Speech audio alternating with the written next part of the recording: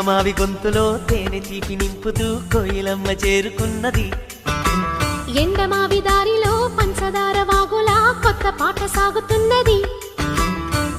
ఒంటరైన గుండెల్లో ఆనందాల అందలతో ఆడే సందడిది. అల్లి బిల్లి కాంతులతో ఏకాంతాల చీకటిని తరిమే బంధమిది. కల తెరగని కలలను చూడు, కంటికి కావలి నేనుంటా.